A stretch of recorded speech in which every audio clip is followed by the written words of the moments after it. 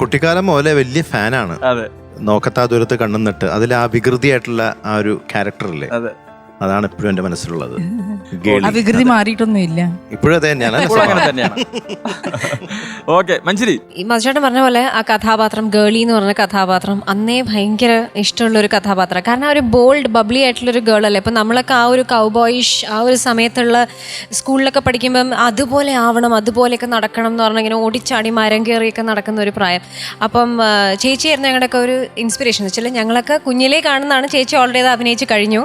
അപ്പം അതൊക്കെ കണ്ടിട്ടുള്ള കുറേ ഇൻസ്പയറിംഗ് മൊമെന്റ്സ് ഉണ്ടായിട്ടുണ്ട്, ഇങ്ങനെ റോസാപ്പൂ പറിക്കാൻ പോകുന്നതും ഒക്കെ. അപ്പം ഞാൻ എയർപോർട്ടിൽ വെച്ചാണ് ആദ്യമായിട്ട് ചേച്ചി കാണുന്നത്. എന്നിട്ട് ഞാനിങ്ങനെ ഷോക്കായി നിന്നുപോയി ആദ്യം കണ്ടിട്ട്. എന്ന് വെച്ചാൽ അതുപോലെ ഞാൻ നോക്കി നിൽക്കും. ഞാൻ ഇപ്പോഴും ആ കണ്ണും ചിരിയൊക്കെ എനിക്ക് ഭയങ്കര, ഞാൻ ഇപ്പോഴും ആ ഗേളിയുണ്ട്. അതുകൊണ്ടാണ് നിങ്ങൾ ഞാൻ പറയാ, എനിക്ക് ഞാൻ നിങ്ങൾക്ക് അസൂയ വരും, ഞാൻ തൊട്ടടുത്തുണ്ട്.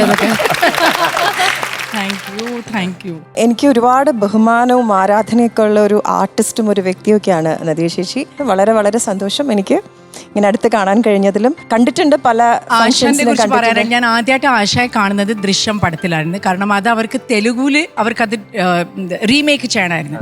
അപ്പം അങ്ങനെയാണ് ഞാൻ ആശ ആദ്യമായിട്ട് കാണുന്നത്. She did A fabulous job. ഞാൻ എപ്പോഴും പറയുന്ന ഒരു സംഗതി, ദൃശ്യം എന്ന് പറഞ്ഞ ഒരു സ്ക്രിപ്റ്റ് ഇപ്പം എൻ്റെ അടുത്ത് വന്ന് നറേഷൻ കൊടുത്താലും ഞാൻ ചിലപ്പം കൺഫ്യൂസ് ആയി പോയേനെ. ഞാൻ ചിലപ്പോൾ പറഞ്ഞാൽ എനിക്കിതൊന്നും മനസ്സിലായി ഞാൻ എങ്ങനെയായി പടം ചെയ്യുന്നത്. പക്ഷെ അതൊരു reference ഉണ്ടായിരുന്നതുകൊണ്ട് it made it even more easier and I'm so happy I did it and you did a great job. Thank you so much. Thank you. അപ്പോൾ മാം വന്ന സ്ഥിതിക്ക് ഞാൻ വളരെ പ്രധാനപ്പെട്ട വേറെ ആരും പറയാത്തൊരു കാര്യം പറയാൻ പോവാണ്. പേടിക്കൊന്നും വേണ്ട മാം. എൻ്റെ കയ്യിൽ ഒരു ഐറ്റം ഉണ്ട്. എൻ്റെ ഫ്രണ്ട് ഫിലാഡൽഫിയെന്ന് കൊണ്ടുവന്നതാണ്. ഇതിൻ്റെ പേര് കോസ്മോ ഫ്രിൽ എന്നാണ്. 40 വർഷമായി കണ്ണാട ഇറങ്ങിയിട്ട്. ഞാൻ ആദ്യം അത് ഇട്ടോട്ടെ, എനിക്ക് അതിന് റൈറ്റ് ഉള്ളത്. ഇട്ടോളൂ.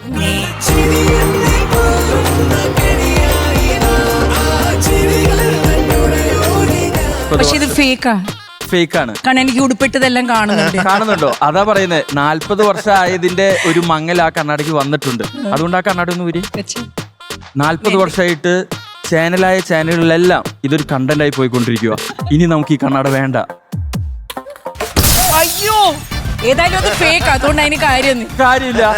അതായത് ഈ കണ്ണാട, ഈ കോസ്മോ ഫ്രിൽ എന്ന് പറഞ്ഞ ഈ കണ്ണാട വെച്ച് 40 വർഷമായി നമ്മൾ കണ്ടന്റ് ഉണ്ടാക്കുന്നു. ഇനി നമുക്ക് ഇത് വെച്ചൊരു കണ്ടന്റ് വേണോ? വേണ്ട. പുതിയ കണ്ടന്റുമായിട്ട് ഇന്നത്തെ എപ്പിസോഡ് നമ്മൾ തകർക്കും. ഓക്കെ. അപ്പൊ മാം എന്തായാലും ഒരുപാട് സന്തോഷം. അപ്പോ റെഡി ആണല്ലോ നമ്മുടെ മത്സരം കാണാനായി? Very much. Okay, thank you ma'am. Thank you.